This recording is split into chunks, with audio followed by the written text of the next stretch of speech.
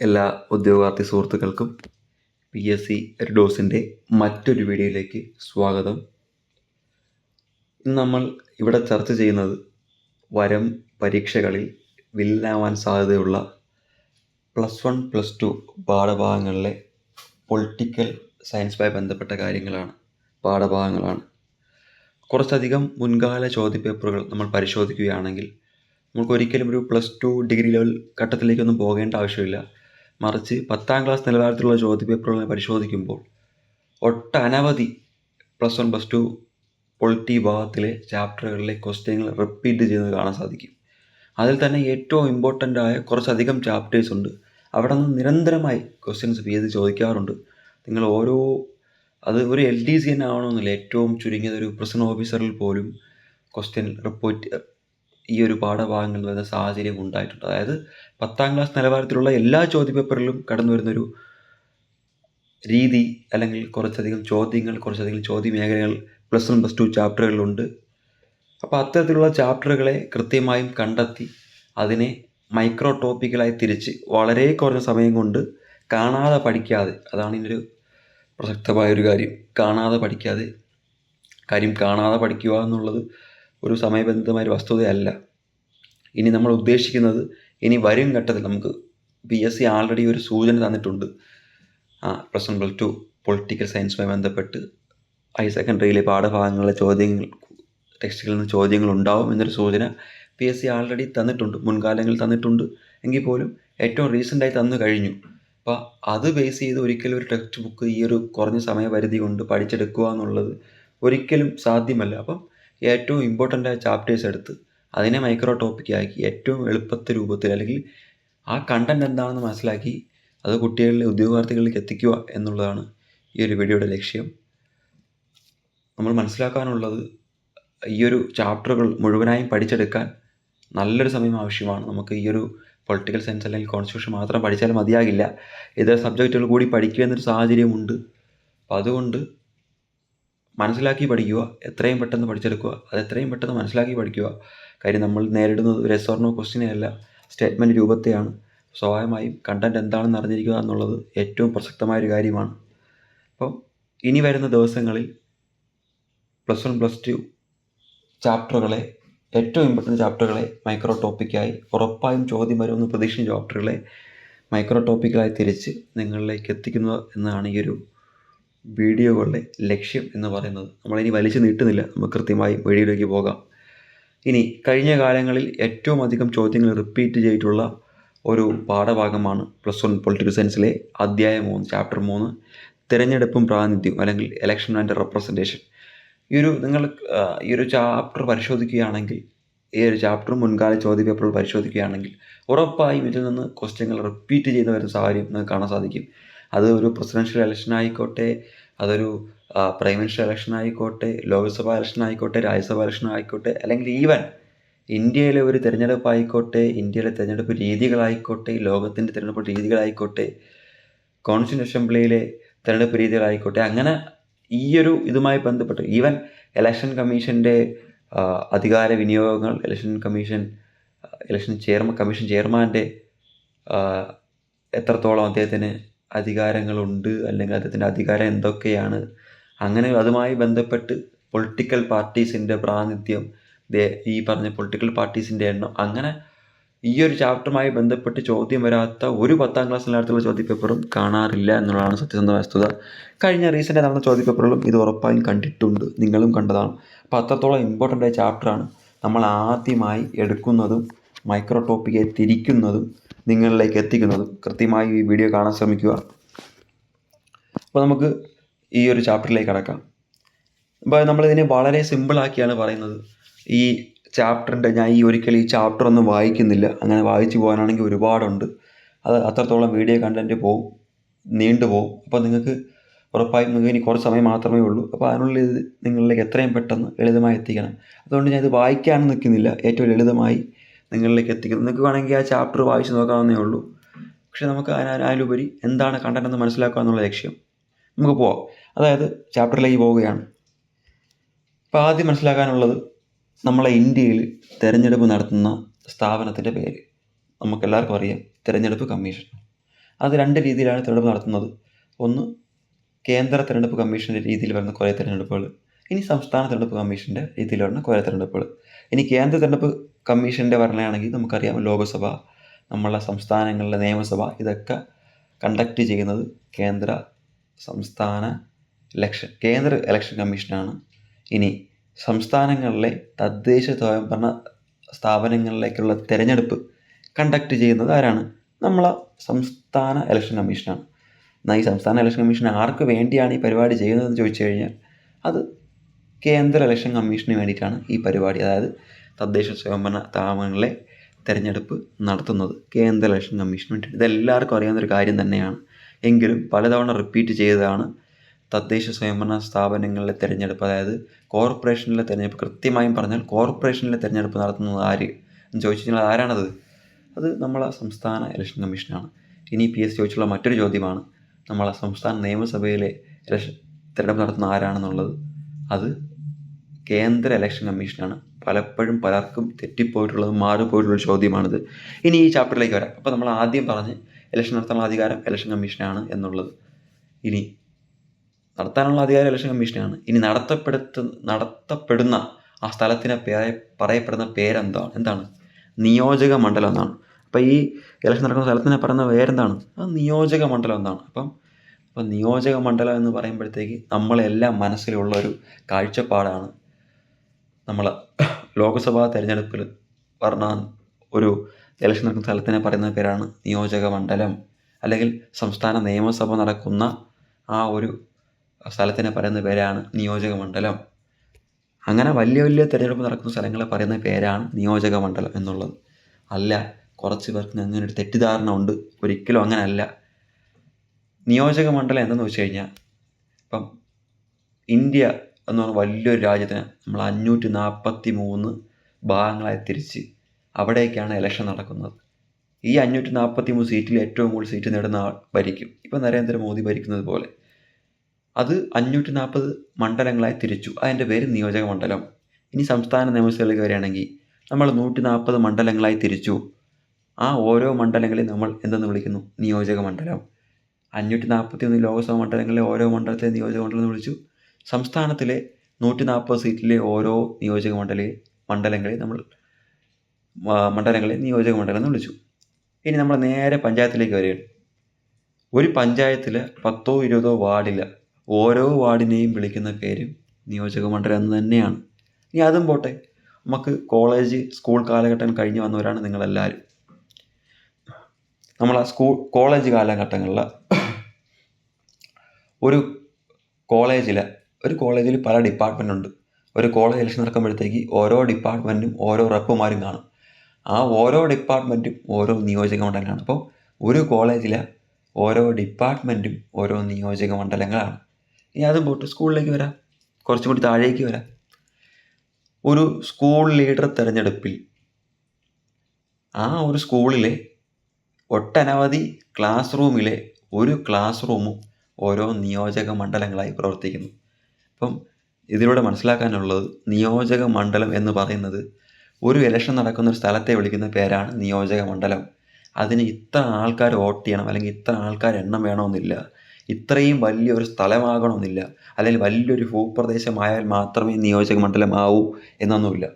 അതൊരു ചെറിയ ക്ലാസ് മുറി ആയിരിക്കാം, അല്ലെങ്കിൽ ഇന്ത്യയുടെ ഭരണസിരാ കേന്ദ്രം തന്നെ നിർണ്ണയിക്കുന്ന ഒരു ലോക്സഭ മണ്ഡലമായിരിക്കാം. ഇത് രണ്ടും തിരഞ്ഞെടുപ്പ് നടക്കുന്നുണ്ടോ? ഇത് രണ്ടും നിയോജക മണ്ഡലം തന്നെയാണ്. അവിടെ ആളിൻ്റെ എണ്ണം ഒരു പ്രശ്നമല്ല, ഒരു ഭൂപ്രദേശത്തിൻ്റെ വലിപ്പം ഒരു പ്രശ്നമല്ല. ഇലക്ഷൻ നടക്കുന്ന ഏതൊരു ഭാഗത്തെ നമുക്ക് നിയോജക മണ്ഡലം എന്ന് വിളിക്കാം. ഇത് PSC ആൾറെഡി ചോദിച്ചൊരു ക്വസ്റ്റ്യനാണ് ഈ ഒരു പാഠഭാഗത്ത് നിന്നും. അപ്പോൾ ഇത് ആൾറെഡി നിങ്ങൾക്ക് മനസ്സിലായി കാണുമെന്ന് വിചാരിക്കുന്നു. ഇതാണ് ഇതിൻ്റെ ഏറ്റവും ബേസ് കാര്യം. ഇതറിഞ്ഞാൽ ഇനി നമുക്ക് മുന്നോട്ട് പോകാം. വളരെ സിമ്പിളാണ്, കാണാൻ പഠിക്കേണ്ട കാര്യമൊന്നുമില്ല. ഇലക്ഷൻ നടക്കുന്ന സ്ഥലം ഏതാണ്, അത് അതിൻ്റെ വലിപ്പച്ചെറുപ്പമൊന്നുമില്ല. അതിനെ നമുക്ക് ഒരു സ്കൂളിലെ ക്ലാസ് മുറി ആയാലും ഒരു കോളേജ് ക്ലാസ് മുറി ആയാലും അല്ല സംസ്ഥാനത്തിലെ നിയമസഭാ മണ്ഡലം ആയാലും ലോക്സഭാ മണ്ഡലം ആയാലും അതിനെല്ലാം നമുക്കെന്ന് വിളിക്കാം നിയോജക മണ്ഡലം അല്ലെങ്കിൽ കോൺസ്റ്റിറ്റ്യുവൻസി. ഇനി അടുത്തത്, ഇന്ന് ലോകത്ത് 2 രീതിയിലാണ് തിരഞ്ഞെടുപ്പ് നടക്കുന്നത് ലോകത്ത്. അതിപ്പോൾ ഏത് രാജ്യം ആയിക്കോട്ടെ, തിരഞ്ഞെടുപ്പ് നടക്കുന്നുണ്ട്, അത് 2 രീതിയിലാണ്. ഒന്ന് FPTP, അതായത് first past the post system. ഇതിനകത്ത് വ്യക്തമായും പറഞ്ഞിട്ടുണ്ട് first past the post system, FPTP. ഇപ്പോൾ ഇത് കേൾക്കുമ്പോഴത്തേക്ക് നമ്മൾ മലയാളത്തോട് അതിനകത്ത് മാറ്റാൻ നിർത്താൻ അതിൻ്റെ പേര് കേവല ഭൂരിപക്ഷ സമ്പ്രദായം. കേവല ഭൂരിപക്ഷ സമ്പ്രദായം. നിങ്ങൾ ഈ കാണുന്ന സ്ക്രീനിൽ കാണുന്നതാണ് സാധനം. First past the post system അല്ലെങ്കിൽ കേവല ഭൂരിപക്ഷ വ്യവസ്ഥ സമ്പ്രദായം. ഇതാണ് FPTP. ഒന്നുമില്ല, കേൾക്കുമ്പോൾ ആനക്കാര്യം പോലെ തോന്നും, വായിക്കുമ്പോഴും ആനക്കാര്യം പോലെ തോന്നും. കാര്യം മനസ്സിലാക്കിയാൽ മതി. നമുക്ക് വളരെ പരിചിതമുള്ള ഒരു രീതിയാണ് സംഭവം. നമുക്കറിയാവുന്ന കാര്യം തന്നെയാണ് സംഭവം. വളരെ ലളിതവുമാണ്. ഇത്രയേ ഉള്ളൂ.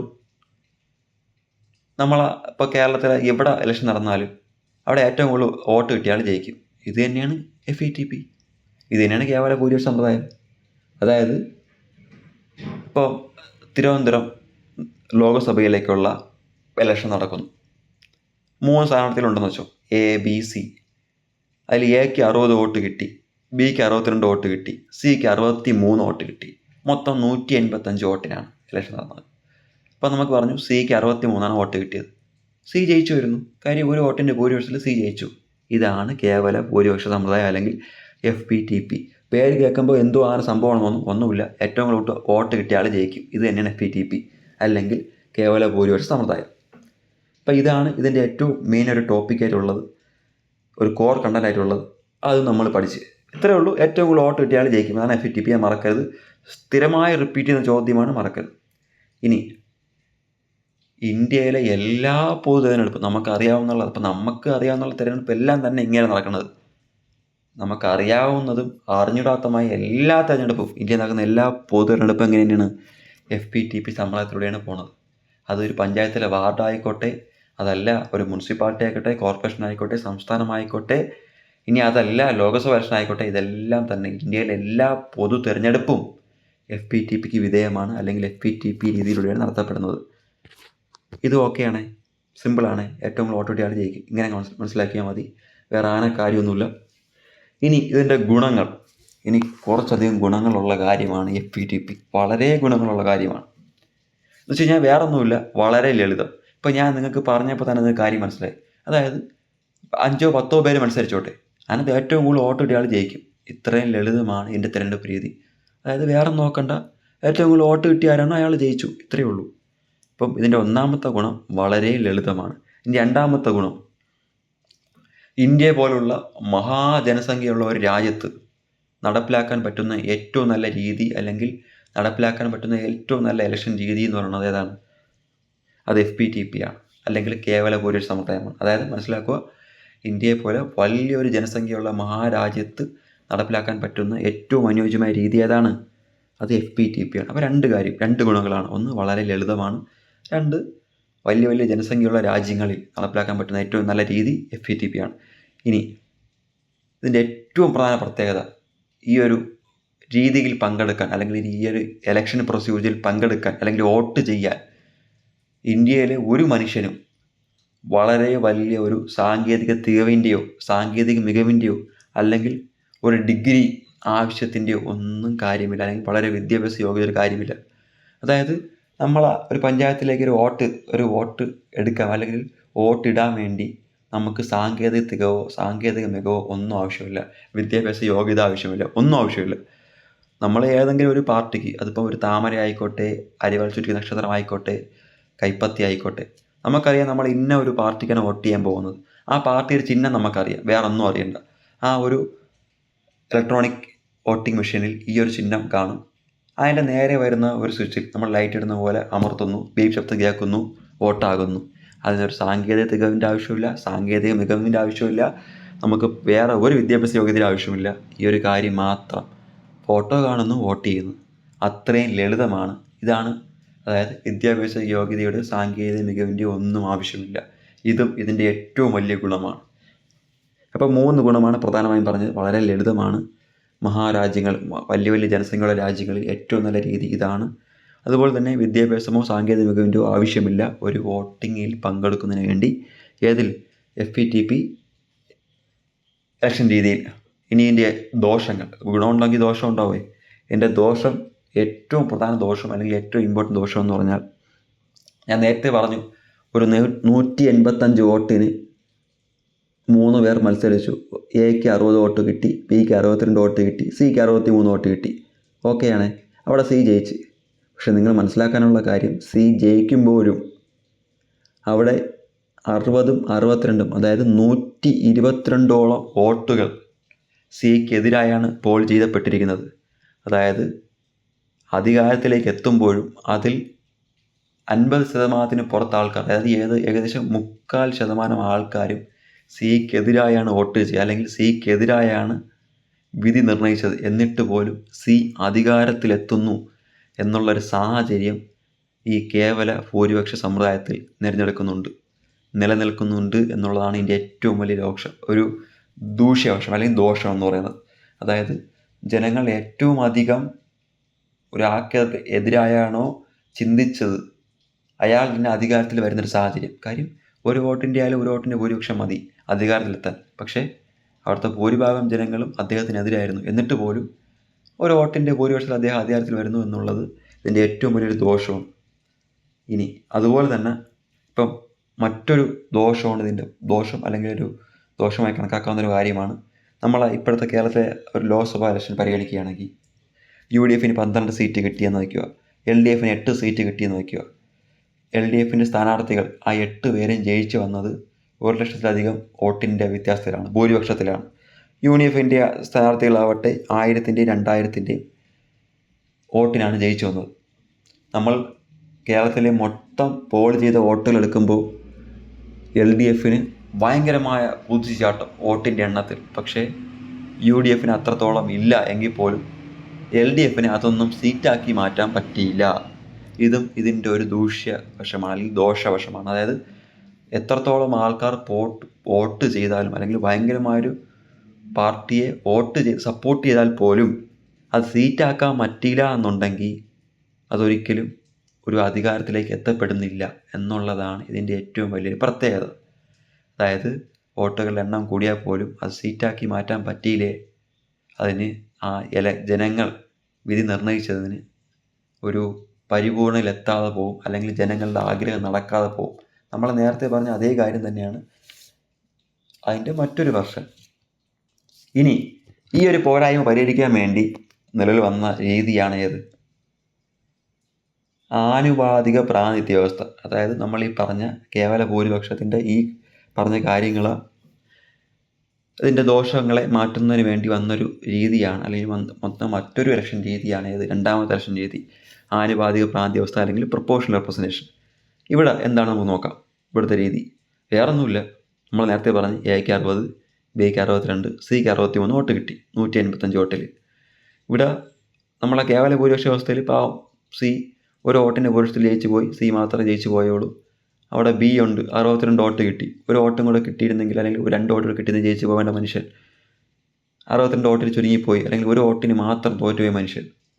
ഇതേ മനുഷ്യൻ നമ്മൾ ആനുപാതിക പ്രാതിനിധ്യ വ്യവസ്ഥയിലേക്ക് വരുമ്പോഴത്തേക്ക് ജയിക്കുന്നു. അതായത് ഇത്രയേ ഉള്ളൂ, അവിടെ 2ഓ അതിലധികമോ സ്ഥാനാർത്ഥികൾ ജയിച്ചു പോകുന്ന രീതി. ഈ ബിയും 62 വോട്ട് കിട്ടിയ ബിയും ഇവിടെ ജയിക്കപ്പെടുന്നു. അതെന്താണ് എങ്ങനെയാണെന്ന് ഞാൻ പിന്നെ പറയാം. ഈ ബിയും ഇവിടെ ജയിക്കുമ്പോഴത്തേക്ക് ഇതിനെ ഒരു പേര് നമ്മൾ പറയും. നിങ്ങൾ ഈ പേര് പലപ്പോഴും കേട്ടിട്ടുണ്ട്, സിംഗിൾ ട്രാൻസ്ഫറബിൾ വോട്ട് സിസ്റ്റം, അല്ലെങ്കിൽ വോട്ട് കൈമാറ്റ രീതി. ഈ പേര് നിങ്ങൾ പലപ്പോഴായി കേട്ടിട്ടുണ്ട്, പല ചോദ്യ പേപ്പറിലായി കേട്ടിട്ടുണ്ട്, ഡിഗ്രി ലെവലിലും കേട്ടിട്ടുണ്ട്, 10ാം ക്ലാസ് ലെവലിലുള്ള ചോദ്യ പേപ്പറിൽ കേട്ടിട്ടുണ്ട്. എന്താണ് സിംഗിൾ ട്രാൻസ്ഫറബിൾ വോട്ട് സിസ്റ്റം, അല്ലെങ്കിൽ വോട്ട് കൈമാറ്റ രീതി? വേറൊന്നുമില്ല, 63 വോട്ട് കിട്ടിയ ബിയെയും ജയിപ്പിക്കും, 62 സിയെയും ജയിപ്പിക്കും, 62 വോട്ട് കിട്ടിയ ബിയെയും ജയിപ്പിക്കും. ഇതാണ് സിംഗിൾ ട്രാൻസ്ഫറബിൾ വോട്ട് സിസ്റ്റം. ഇത് അയർലൻഡും സൗത്ത് ആഫ്രിക്കയൊക്കെ അനുവർത്തിച്ച് പോകുന്ന ഒരു രീതിയാണ് സിംഗിൾ ട്രാൻസ്ഫറബിൾ വോട്ട് സിസ്റ്റം എന്ന് പറയുന്നത്. ഇനി നമുക്ക് വീണ്ടും ആനുപാതിക പ്രാതിനിധ്യ വ്യവസ്ഥയിലേക്ക് വരാം. ഈ ആനുപാതിക പ്രാതിനിധ്യ വ്യവസ്ഥ നടപ്പിലാക്കണമെങ്കിൽ പ്രധാനമായും 2 ഫാക്ടേഴ്സാണ് വേണ്ടത്. ഒന്ന്, ബഹു അംഗ നിയോജക മണ്ഡലം. ഈ പേരൊക്കെ ആന അമ്പാരിയെ തോന്നുമെങ്കിലും ഒന്നുമില്ല സംഭവം. നേരത്തെ പറഞ്ഞ പോലെ തന്നെ ബഹു അംഗ നിയോജക മണ്ഡലം വേറൊന്നുമില്ല. ഇപ്പം നിങ്ങളെ വീട്ടിലെ പഞ്ചായത്ത്, നിങ്ങൾ താമസിക്കുന്ന വീട്ടിൽ നടക്കുന്ന ആ ഒരു പ്രദേശത്ത് നടക്കുന്ന ഒരു വാർഡ് തിരഞ്ഞെടുപ്പ്, അവിടെ നിന്ന് ഒരു വാർഡ് മെമ്പർക്ക് ജയിക്കാൻ പറ്റും കേവല ഭൂരിപക്ഷ വ്യവസ്ഥയിൽ. അതേസമയം ആനുപാതിക പ്രാതിനിധ്യ വ്യവസ്ഥയിലേക്ക് വരാൻ നേരത്ത് അവിടെ നിന്ന് 2 അതിലധികമോ ആൾക്കാർക്ക് ജയിച്ചു വരാൻ പറ്റും.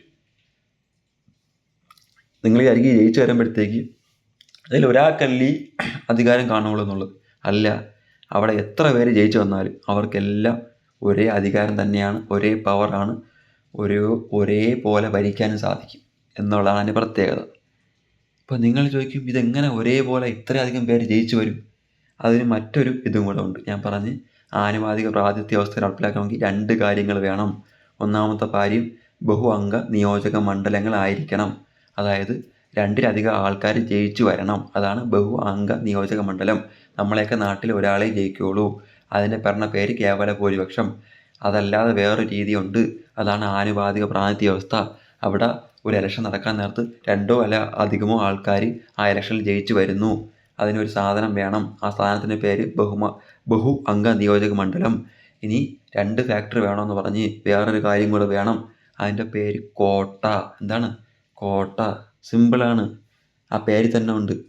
അതായത് ഇപ്പം മൊത്തം വോട്ട് എത്രയെന്ന് നോക്കും. എത്രയാണ്? 185 വോട്ട്. അവിടെ എത്ര വോട്ടുണ്ട്? 185 വോട്ടുണ്ട്. അതേ ഭാഗം എത്ര സ്ഥാനാർത്ഥികളുണ്ടെന്ന് നോക്കും. ഇപ്പം നമ്മളവിടെ എത്ര സ്ഥാനാർത്ഥിയാണ്? നമ്മൾ നേരത്തെ പറഞ്ഞുള്ള ABC. ഈ ABCയുടെ കൂടെ ഒന്നും കൂടെ കൂട്ടും. എന്നിട്ട് ഇതിനെ ഹരിക്കും. ആകെ വോട്ടേ ഭാഗം സ്ഥാനാർത്ഥികളുടെ എണ്ണം പ്ലസ് 1 ഡിവൈഡ് ചെയ്യും. ഇപ്പം നമുക്ക് ഏകദേശം ഒരു 45 ചില്ലറ വരും. 185 വോട്ടാണ് നമ്മളവിടെ പറഞ്ഞിരുന്നത്. നമ്മളവിടെ 3 സ്ഥാനാർത്ഥി ABC 3 സ്ഥാനാർത്ഥി ഉണ്ടായിരുന്നു. ഈ ABC സ്ഥാനാർത്ഥിയുടെ ഒരു സ്ഥാനാർത്ഥിയുടെ ആഡ് ചെയ്തിട്ടു. അപ്പം 4ആയി. അതിനെ ഡിവൈഡ് ചെയ്തു. ഏകദേശം 45 ആ റേഞ്ചിൽ വരും. പ്ലസ് ഈ 45 വീണ്ടും ഒരു 1 കൂടെ കൂട്ടണം. അപ്പം നമുക്ക് എത്ര കിട്ടും? 46 ചില്ലറ. അതായത് ഇത് ആനുപാതിക പ്രാതിനിധ്യ വ്യവസ്ഥയിലാണ് ഈ ഇലക്ഷൻ നടക്കണമെങ്കിൽ അവിടുത്തെ കോട്ട എന്ന് പറഞ്ഞാൽ 46ആണ്. ഞാൻ ഈ പറഞ്ഞ ഇക്വേഷൻ പ്രകാരം. ഈ ഇക്വേഷൻ അറിഞ്ഞിരുന്നത് നന്നായിരിക്കും. അതായത് ആകെ വോട്ട് ഭാഗം ടോട്ടൽ സ്ഥാനാർത്ഥികളുടെ എണ്ണം പ്ലസ് 1, പിന്നെ കിട്ടുന്ന ഉത്തരത്തിനൂടെ ഒരു 1 കൂടി കൂട്ടുക. ഇത്രയേ ഉള്ളൂ സംഗതി. ഇതാണ് ആ കോട്ടയെ നിർണ്ണയിക്കുന്ന ഇക്വേഷൻ. നമ്മൾ ഈ പറഞ്ഞ 185 വോട്ടിൻ്റെ കണക്കിന് കോട്ടയിൽ വന്ന നമ്പർ എന്ന് പറയുന്നത് 46 വോട്ടാണ്. ആനുപാതിക പ്രാതിനിധ്യ വ്യവസ്ഥയിൽ 46 വോട്ട് എത്ര പേർ വാങ്ങിച്ചോ, 5 പേര് 46 വോട്ടോ അതിന് മേലെ വാങ്ങിച്ചു, ഈ 5 പേരും വിജയികളാണ്. ഈ 5 പേർക്കും ഭരിക്കാം. ഇതാണ് ആനുപാതിക പ്രാതിനിധ്യ വ്യവസ്ഥ. നേരത്തെ പറഞ്ഞു ബഹു നിയോജക മണ്ഡലങ്ങളായിരിക്കണം. അതായത് 2 അതിലധികം സ്ഥാനാർത്ഥികളിൽ നിന്ന് അവിടെ ജയിച്ചു വരണം. അവർ ജയിച്ചു വരാനുള്ള ഒരു നിർണയമാണ് കോട്ട എന്ന് പറയുന്നത്. അതായത് 2 ഫാക്ടറാണ് വേണം. ഒന്ന് ബഹു നിയോജക മണ്ഡലമായിരിക്കണം. 2 കോട്ട നിർണ്ണയിക്കണം. കോട്ട എന്ന് പറയുന്നത് ഇലക്ഷന് മുന്നേ നിർണ്ണയിക്കപ്പെടുന്ന ഒരു കാര്യമാണ്. ആകെ വോട്ട് ഭാഗം ടോട്ടൽ സ്ഥാനാർത്ഥികളുടെ എണ്ണം പ്ലസ് 1, കിട്ടുന്ന ഉത്തരത്തിനോട് 1 കൂടി കൂട്ടുക. ഇതാണ് എന്ത്? കോട്ട എന്ന് പറയുന്നത്. നമ്മളൊരു കണക്കും പറഞ്ഞു. 60, 62, 63 വോട്ട്, 185 ടോട്ടൽ വോട്ടുണ്ട്. അവിടെ നിന്ന് ഈ പറഞ്ഞ കണക്കെടുക്കുമ്പോഴത്തേക്ക് നമുക്ക് 46 വോട്ട് കിട്ടും. അവിടെ മത്സരിക്കുന്ന ഏതൊരു സ്ഥാനാർത്ഥിക്ക്, അതിപ്പം 1000 അല്ല ഒരു 5 സ്ഥാനാർത്ഥി ആയിക്കോട്ടെ, 10 സ്ഥാനാർത്ഥി ആയിക്കോട്ടെ, എത്ര സ്ഥാനാർത്ഥി ആയിക്കോട്ടെ, അവന് 46 അതിന് മേലെ വോട്ട് കിട്ടിയോ അവനവിടെ വിജയി തന്നെയാണ്. അവനും അവിടെ ഭരിക്കാനുള്ള അധികാരമുണ്ട്. അത് എത്ര പേരുണ്ടെങ്കിലും അവരെല്ലാവരും അവിടെ ഭരിക്കും. ഇതാണ് ഇതിൻ്റെ കാര്യം, ആനുപാതിക പ്രാതിനിധ്യ വ്യവസ്ഥ. ഇത്രയേ ഉള്ളൂ ഇലക്ഷൻ്റെ രീതി. 2 രീതിയേ ഉള്ളൂ. ഇനി ഇവ തമ്മിലുള്ള വ്യത്യാസം, ഈ പറഞ്ഞ കാര്യങ്ങൾ തന്നെ നമ്മളൊന്ന് അക്കമിട്ട് പറയുന്നു. ഇത്രയേ ഉള്ളൂ. ഇതാണ് ഇതിൻ്റെ ഒരു സിമ്പിൾ ടോപ്പിക്ക്. നമ്മൾ കഴിഞ്ഞു 4, 5, 6, 7, 8 പേജായിട്ട് ആ ടെക്സ്റ്റ് ബുക്കിൽ പറഞ്ഞിരിക്കുന്ന കാര്യമാണ് നമ്മളൊരു 10, 15 മിനിറ്റ് കൊണ്ട് പറഞ്ഞത്. വളരെ ലളിതമായി പറഞ്ഞത്. ഒന്നുകൂടെ പറയാം, ആദ്യം മുതലേ ഒന്നുകൂടെ പറയണം. തിരഞ്ഞെടുപ്പ് നടത്തുന്നത് ഇലക്ഷൻ കമ്മീഷനാണ്. നടത്തുന്ന സ്ഥലത്തിൻ്റെ പേര് നിയോജക മണ്ഡലം. അത് നമ്മളൊരു സ്കൂളിലെ ക്ലാസ് റൂം ആയിരിക്കാം, അല്ലെങ്കിൽ കോളേജിലെ ഒരു ക്ലാസ് റൂം ആയിരിക്കാം, അല്ലെങ്കിൽ ഇന്ത്യയുടെ ഭാവി നിർണ്ണയിക്കുന്ന ഒരു ലോക്സഭാ മണ്ഡലമായിരിക്കാം. അതിന് ഒരു ഭൂഭാഗത്തിൻ്റെ വലിപ്പമോ ആൾക്കാരുടെ എണ്ണമോ അതൊന്നും പ്രശ്നമല്ല. ഇലക്ഷൻ നടക്കുന്ന ഏത് പ്രദേശത്തെയും നമുക്ക് നിയോജക മണ്ഡലം അല്ലെങ്കിൽ കോൺസ്റ്റിറ്റ്യുവൻസി എന്ന് വിളിക്കാം. ഇനി ഈ ലോകത്ത് 2 രീതിയിലാണ് ഇലക്ഷൻ നടക്കുന്നത്. കേവല ഭൂരിപക്ഷം FETP, അല്ലെങ്കിൽ ആനുപാതിക വ്യവസ്ഥ. എന്താണ്? നമ്മളെ പ്രൊപ്പോർഷണൽ റെപ്രസെൻറ്റേഷൻ. ഇന്ത്യയിൽ FETP ആണ്. അതായത് ഏറ്റവും കൂടുതൽ വോട്ട് കിട്ടിയ ആൾ ജയിക്കുന്നു. അതിന് കുറച്ച് ഗുണഫലങ്ങളുണ്ട്. നമ്മൾ പറഞ്ഞു വളരെ ലളിതമാണ്. അതായത് ആർക്കും പ്രത്യേകിച്ച് വിദ്യാഭ്യാസ യോഗ്യത ആവശ്യമില്ല, സാങ്കേതികൻ്റെ ആവശ്യമില്ല, ഒന്നുമില്ല. ആർക്ക് വോട്ട് ചെയ്യാം. പിന്നെ ഈ പറഞ്ഞതുപോലെ എന്താണ്, ജനങ്ങളുടെ എണ്ണം കൂടുമ്പോൾ ഏറ്റവും നല്ല രീതി അത് തന്നെയാണ്, ഈ പറഞ്ഞ ആനുപാതിക രീതി തന്നെയാണ് എന്ന് നമ്മൾ പറഞ്ഞു വെച്ചു. ഇനി നമ്മൾ നോക്കുവാനുള്ള പിന്നെ നമ്മൾ പറഞ്ഞത് ആനുപാതിക റെപ്രസെൻറ്റേഷൻ, അതായത് ഒരു ഇലക്ഷൻ നടക്കുമ്പോഴത്തേക്ക് ഒന്നിലധികം സ്ഥാനാർത്ഥികൾ ജയിച്ചു വരുന്ന രീതി, അതിനെ നമ്മൾ ആനുപാതിക റെപ്രസെൻറ്റേഷൻ പറഞ്ഞത്. അതിനെ നമ്മൾ പറയുന്ന പേര് സിംഗിൾ വോട്ട് ട്രാൻസ്ഫറബിൾ അല്ലെങ്കിൽ വോട്ട് കൈമാറ്റ രീതി. അത് നമ്മൾ പറഞ്ഞു കാര്യമാണ്.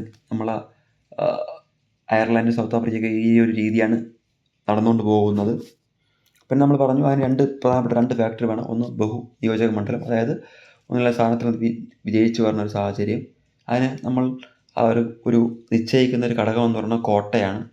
നമ്മൾ പറഞ്ഞു അതിനൊരു ഇക്വേഷൻ ഉണ്ട്, ഇത്ര വോട്ട് കിട്ടണം, അത്രയും വോട്ടിന് മേൽ വായിക്കുന്ന എല്ലാവരും വിജയികളായി പ്രഖ്യാപിക്കുന്നു. ഇനി ഇന്ത്യ പോലൊരു മഹാരാജ്യത്ത് ഇത് ഒരിക്കലും നടപ്പാക്കാൻ സാധിക്കുകയില്ല. കാര്യം ഇത് അത്രയും സങ്കീർണമാണ്, അത്രയും ആശങ്ക നിറഞ്ഞാണ്. ഞാൻ ഇങ്ങനെ ചുമ്മാ പറഞ്ഞു പോയപ്പോൾ തന്നെ, വളരെ ലളിതമായി പറഞ്ഞപ്പോൾ തന്നെ നിങ്ങൾക്ക് ഒരു കൺഫ്യൂഷൻ അടിച്ചു. അത്രയും ഒരു സങ്കീർണം നിറഞ്ഞൊരു തിരഞ്ഞെടുപ്പാണ് ആനുപാതിക പ്രാതിനിധ്യ വ്യവസ്ഥ എന്നുള്ളത്. അപ്പോൾ ഇന്ത്യ പോലൊരു മഹാരാജ്യത്ത് ഈ വളരെ സങ്കീർണമായ ഒരു ആനുപാതിക വ്യവസ്ഥ നടപ്പിലാക്കാൻ സാധിക്കുകയില്ല. ഇന്ത്യ പോലൊരു മഹാരാജ്യത്ത് നടപ്പിലാക്കാൻ സാധിക്കുന്ന ഏറ്റവും ലളിതമായ രീതി നമുക്കറിയാവുന്ന പോലെ ഏതാണ്, നമ്മളെ FPTP അല്ലെങ്കിൽ കേവല ഭൂരിപക്ഷ സമ്പ്രദായമാണ്. ഇനി ഇവ തമ്മിലുള്ള വ്യത്യാസം വേറെ ഒന്നുമില്ല, ഈ പറഞ്ഞ കാര്യം തന്നെയാണ്, അക്കമിട്ട് പറയുന്നു, അത്രേ ഉള്ളൂ. നമ്മൾ ഈ സ്ക്രീനിൽ കാണാം.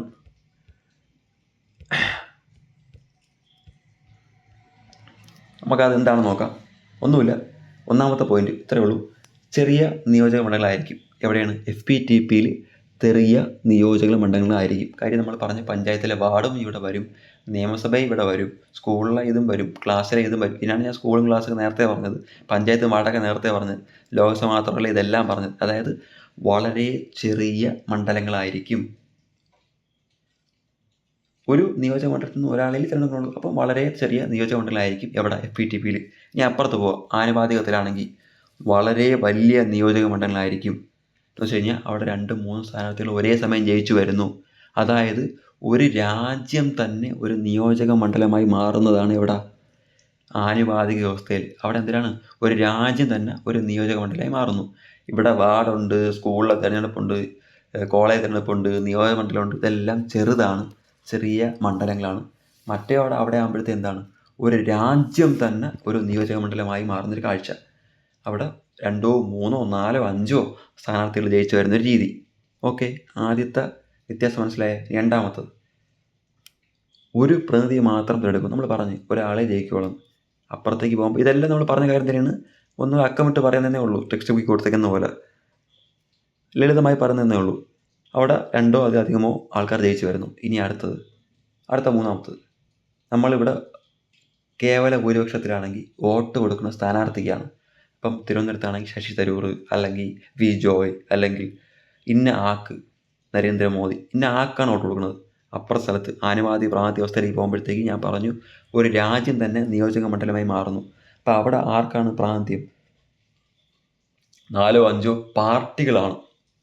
നമ്മൾ പാർട്ടികളെ മുൻനിർത്തിയാണ് വോട്ട് ചെയ്യുന്നത്. അപ്പം ഈ പറഞ്ഞ ഒരു ഇത്ര ശതമാനം വോട്ട് അല്ലെങ്കിൽ ഇത്ര എണ്ണ വോട്ട്, ആ വോട്ടോ അതിന് മേലോ വാങ്ങിക്കുന്ന അത്രയും പാർട്ടികളും അവിടെ അധികാരത്തിൽ വരുന്നു. അതാണ് ആനുപാതിക പ്രാതിനിധ്യ വ്യവസ്ഥ. അവിടെ വ്യക്തികൾക്കല്ല പ്രാധാന്യം, എന്തിനാണ്? പാർട്ടിക്കാണ്. നമ്മൾ വോട്ട് കൊടുക്കുന്ന ആർക്കാണ്? പാർട്ടിക്കാണ്. വ്യക്തിക്കല്ല കൊടുക്കുന്ന ആർക്കാണ്? പാർട്ടിക്കാണ്. 4-5-10 പാർട്ടിക്കാണ് പ്രതിനിധീകരിക്കുന്നത്, പാർട്ടിക്കാണ് വോട്ട് കൊടുക്കുന്നത്. ഇത്ര എണ്ണം വോട്ടോ അതിന് മേലോ വാങ്ങിക്കുന്ന പാർട്ടികളാണ് അധികാരത്തിലെത്തുന്നത്. ഇനി വിജയിക്കുന്ന ആൾക്ക് ഭൂരിപക്ഷം കിട്ടണമെന്നില്ല. എവിടെ? കേവല ഭൂരിപക്ഷത്തിൽ. എന്ന് വെച്ച് കഴിഞ്ഞാൽ ഇപ്പം 100 വോട്ട് പോൾ ചെയ്ത് കറക്റ്റ് ഭൂരിപക്ഷം പറയണമെങ്കിൽ 51 വോട്ട് കിട്ടണം. എന്നാൽ 51 വോട്ട് കിട്ടിയാലേ ജയിക്കുമെന്ന് കേവല ഭൂരിപക്ഷത്തിലുണ്ടോ? ഇല്ല. 51 വോട്ട് കിട്ടിയാലേ ജയിക്കൂ എന്ന് കേവല ഭൂരിപക്ഷത്തിലില്ല. നമ്മൾ നേരത്തെ പറഞ്ഞതുപോലെ 155 വോട്ട് പോൾ ചെയ്തപ്പോഴത്തേക്ക് 63 വോട്ട് കിട്ടിയ ആളും ജയിച്ചു വന്നു. അപ്പം 100 വോട്ടുണ്ട്, അവിടെ 51 കേവല ഭൂരിപക്ഷം പറയുന്നത്. അപ്പം ഈ 51 വോട്ട് കിട്ടിയ ആളും ജയിച്ചു വരണം എന്നില്ല. കാര്യം സ്ഥാനാർത്ഥികളുടെ എണ്ണം കൂടുമ്പോഴത്തേക്ക് ഭൂരിപക്ഷത്തിൻ്റെ എണ്ണവും കുറയും. കേവലം 1 വോട്ട് കിട്ടിയാൽ പോലും ജയിച്ചു വരുന്ന സാഹചര്യം. അങ്ങനെ കറക്റ്റായിട്ടൊരു കേവല ഭൂരിപക്ഷം വേണമെന്നില്ല. ഇനി അപ്പുറത്ത് പോവുകയാണെന്നുണ്ടെങ്കിൽ അവിടെ എന്താണ്, നമ്മൾ മുൻകൂട്ടി ഒരു കോട്ട നിശ്ചയിച്ച് വെച്ചിരിക്കുകയാണ്. നമ്മൾ നേരത്തെ പറഞ്ഞ പോലെ 185 വോട്ടിൻ്റെ കാര്യം എടുക്കുകയാണെങ്കിൽ 46 വോട്ട്. ആ 46 വോട്ട് കിട്ടി എല്ലാവരും ജയിക്കും. അതുകൊണ്ട് അവിടെ ഭൂരിപക്ഷത്തിൻ്റെ അല്ല, നമ്മൾ നേരത്തെ പറഞ്ഞ കാര്യങ്ങൾ തന്നെയാണ്. ആ വോട്ട് കിട്ടി എല്ലാവരും ജയിക്കും. ഇനി കേവല ഭൂരിപക്ഷ സമുദായമുള്ള രാജ്യങ്ങളുടെ എണ്ണം, രാജ്യങ്ങളുടെ പേരൊക്കെ നോക്കാം. ഇന്ത്യയും ബ്രിട്ടനുമാണ് ഈ കേവല ഭൂരിപക്ഷ സമുദായത്തിലൂടെ തെരഞ്ഞെടുപ്പ് നടത്തുന്ന രീതിയിലുള്ള രാജ്യങ്ങൾ. ഇനി അതേസമയം ഇപ്പുറത്ത് ആനുപാതികം നോക്കുകയാണെങ്കിൽ നെതർലാൻഡും ഇസ്രയേലുമാണ്. നമുക്ക് ഈ സ്ക്രീനിൽ കാണാം, നെതർലാൻഡും ഇസ്രയേലും. തീർന്നു തിരഞ്ഞെടുപ്പ് രീതികൾ. ഇന്ത്യയിലെ ലോകത്തിൻ്റെ ഒരു 7-8 പേജുകളിലായി കൊടുത്തിരിക്കുന്ന സാധനമാണ് നമ്മൾ വളരെ സിമ്പിളായി പറഞ്ഞു തീർത്തത്. അപ്പം നിങ്ങൾക്ക് ഈ പറഞ്ഞ കാര്യങ്ങൾ മനസ്സിലായി എന്ന് ഞാൻ പ്രതീക്ഷിക്കുന്നു. വളരെ വലിയൊരു ടോപ്പിക്കിനെ വളരെ സിമ്പിളായി പറഞ്ഞു. അപ്പം നിങ്ങൾക്ക് ഈ ക്ലാസ് ഇഷ്ടപ്പെട്ടെങ്കിൽ ഉറപ്പായും സബ്സ്ക്രൈബ് ചെയ്യുക. നമ്മളെ ഈ ഒരു കുഞ്ഞ് എഫേർട്ടിനെ നിങ്ങൾ സബ്സ്ക്രൈബ് ചെയ്ത് സഹായിക്കുക. ഈ ഒരു വീഡിയോ ഇഷ്ടപ്പെട്ടെങ്കിൽ ഉറപ്പായും ലൈക്ക് ചെയ്യണം. ക്ലാസ്സിനെ പറ്റിയുള്ള അഭിപ്രായം നിങ്ങൾ ഉറപ്പായും കമൻറ്റായി രേഖപ്പെടുത്തുക. നിങ്ങൾക്ക് ഈ ക്ലാസ് ഇഷ്ടപ്പെടുകയാണെങ്കിൽ തീർച്ചയായും വരും ദിവസങ്ങളിൽ കൂടുതൽ മൈക്രോ ടോപ്പിക്കുകളുമായി നിങ്ങളുടെ മുന്നിലേക്ക് ഞങ്ങൾ എത്തുന്നതാണ്. അപ്പോൾ എല്ലാവരും സബ്സ്ക്രൈബ് ചെയ്ത് ഈ ഒരു കുഞ്ഞു ചാനലിനെ സഹായിക്കണേ എന്ന് അഭ്യർത്ഥിച്ചുകൊണ്ട് എല്ലാവർക്കും ഒരു ശുഭദിനം നേടുന്നുകൊണ്ട് ഈ ഒരു ക്ലാസ് കാണുന്ന അല്ലെങ്കിൽ LDC വേണ്ടി നന്നായി പഠിക്കുന്ന എല്ലാവർക്കും ജോലി കിട്ടട്ടെ എന്ന് ആത്മാർത്ഥമായി ആഗ്രഹിച്ചുകൊണ്ട് നിർത്തുന്നു. നന്ദി.